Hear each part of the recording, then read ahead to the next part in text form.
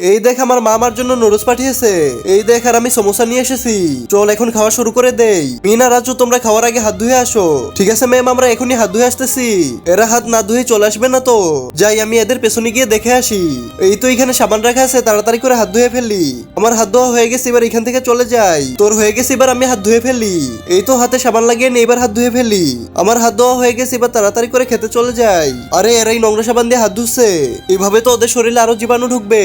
এই তো আমি একটা বুদ্ধি পেয়েছি। তার আগে বলো তুমি 1 বস্তা টাকা চাও নাকি মাকে চাও? যদি টাকা চাও তাহলে লাইক করো, আর যদি মাকে চাও তাহলে লাইক সাবস্ক্রাইব দুইটাই করো। এই তো এই সাবানটাকে ঘষে গুঁড়ো করে ফেললি। এই তো গুঁড়ো করা হয়ে গেছে। এবার এই সাবানের গুঁড়োগুলো এই সিরিজের মধ্যে ঢুকিয়ে ফেললি। এই তো ঢুকানো হয়ে গেছে। এবার ব্লেড দিয়ে সিরিজের মাথাটাকে কেটে ফেললি। এই তো হয়ে গেছে। এবার সাবানগুলোকে টুকরো টুকরো করে কেটে ফেললি।